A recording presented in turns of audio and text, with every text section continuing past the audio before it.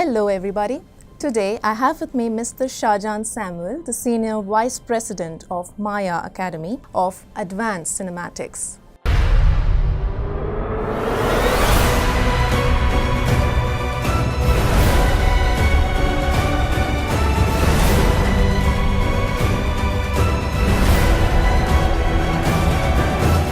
Welcome to our show, sir. Thank you. Being from the field of media and entertainment, you're very tenured in this industry. How do you see this industry pan out in the future? See, the media and entertainment industry is on a fast growth trajectory. It is certainly one of the fastest growing industry in the country today, and it encompasses several facets, which is animation, visual effects, digital, television, films. In fact, India makes the highest number of films in the world, and we also sell the highest number of box office tickets in the world. From just one channel, Doordarshan, to 900 and counting, I think we are ahead of a real explosion in the media entertainment industry. To me, I am quite certain that as long as there is human existence on planet Earth, two things will never go out of business. One is the food business, and the other is the media and entertainment business. Every youth wants to be in this industry, wants to be a part of media and entertainment. What is your advice for youngsters? See, this industry is no different from any other industry. I think a lot of sincerity, hard work and passion and a deep-seated conviction in one's own ability is very much required to enter this industry. Yeah, a certain bit of observation skills, lateral thinking, or even challenging the status quo can come in handy, but it is not like that a student, if you cannot have a flair, natural flair for drawing, cannot make it to this industry.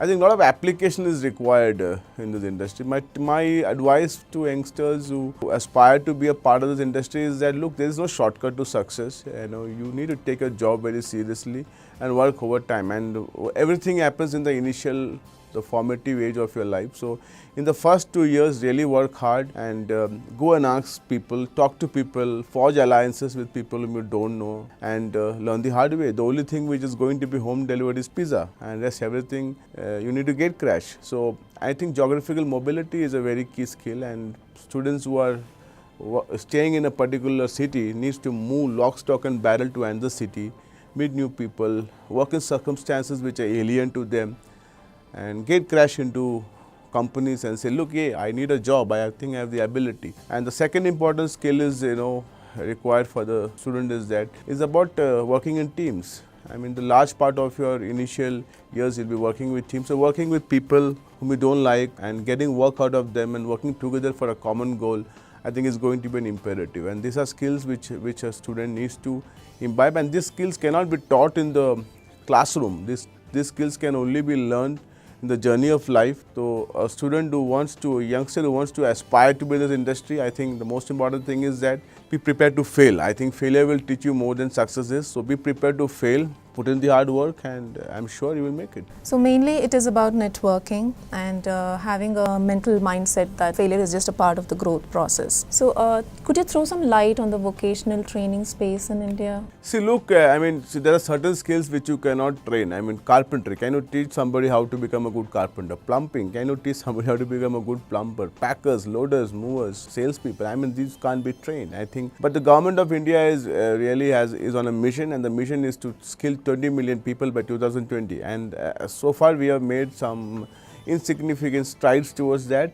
But I think the government of India is extremely bullish on vocational training space, and India is a country where 90% of our jobs are in the informal segment, and very few job creation actually happens in the formal segment. I think there's a lot of investment going on in this arena to get more and more people skilled, and one of the biggest problems what we are facing in today is that not about jobs. The poor cannot afford to be job. If he doesn't get a job, he goes and pushes a tailor, he works in a dhaba, he works in a railway platform, he works as a loader. So the poor in India cannot afford to be unemployed. The real problem in India is wage unemployment or wage employment. How do you get a salary which you actually deserve? So vocational training, there's a lot of work to be done yet, and I'm confident that if the intent is right and if the executions are there in place, we will see a lot of skilled people today in the industry, because the industry needs skilled people and not people with mere qualifications and mere certificates.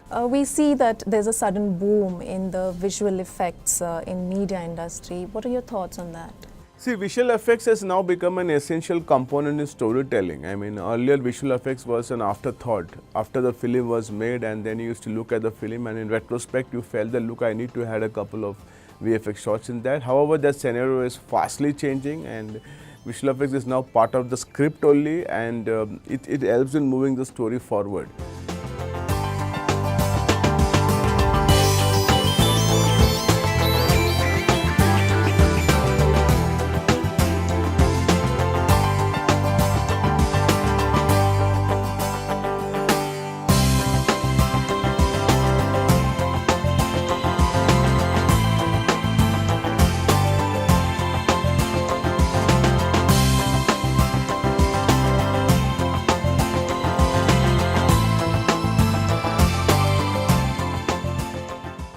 I think every film today, an average film has around 10 to 12% of a film's budget is there in earmarked for VFX, and the VFX supervisor along with the cameraman and along with the director and the art director have an equal say when it comes to VFX, and VFX is going to be the main thing, and in India, particularly in India, it's no more a part of extension shots. It's integral to the storytelling, and I think this is going to stay as it is, and a lot of movement is going to happen. Today, one of the biggest post-production companies in the world, Prime Focus, is nested in Mumbai.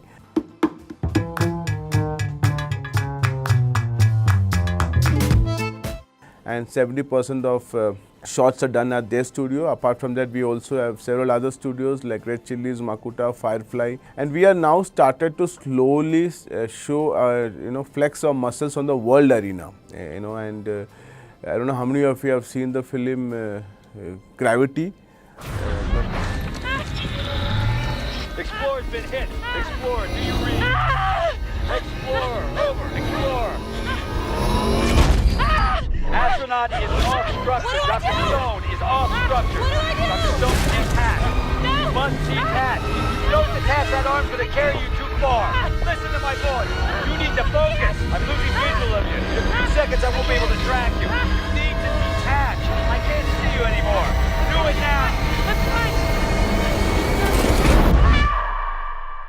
But most of the post-production of that film was done in Prime Focus in India. So the future is going to be visual effects, and visual effects is in my mind, it is pivotal to the storytelling. When you come to animation industry in Bollywood and compare it to Hollywood, the animation movies itself, there's a huge gap, isn't it? What do you have to say for that? See, largely that is because of the scale. I mean, today we are making animation films at a budget of 10 crore to 40 crore, and anything between that range. Whereas in Hollywood, animation films are made at around 2000 crore or so. That is because animation which is made in Hollywood has a universal appeal. It goes across to several countries. And India, we have not reached a scale. However, we have the finish, we have the skills. I think it's a matter of just a couple of movies succeeding at the box office. Our track record in Indian animation, film release has not been great, and I think that constant effort we need to make. Also, the government of India needs to be a little more bullish towards animation. Tax subsidies for production companies which are planning to make, animation films will have to be there. I think it's a matter of time where Indian animation movies will slowly trudge towards getting there. But yeah, are we measurable or are we comparable against Hollywood standards? The answer is a definitive no. But yes, we are making slow progress in that direction. You had a strong hand in getting an MBA in media and communications, media and entertainment industry. The first MBA that you introduced into the world, right, in association with Subhash Ghai's Whistling Woods. Do you have anything to say on that? What changes have you seen from there to here? See, the media and entertainment industry, in the last 10 decades has become corporatized. Earlier it was independent producer like Lawrence D'Souza or Sudhakar Bokade or some jewelry merchant like Bharat Shah used to have a passion for filmmaking, and they used to put their hard-earned money into film. But today it has become corporatized. So you have Disney's, you have Arrows, you have Reliance Media, you have Balaji, and all these companies are listed on the stock exchange. These multinational corporations. So the entire film industry has become corporatized. It has become more organized, and it has become an industry in itself, which is hiring a lot of manpower. And today this industry is actually propelling the economy forward.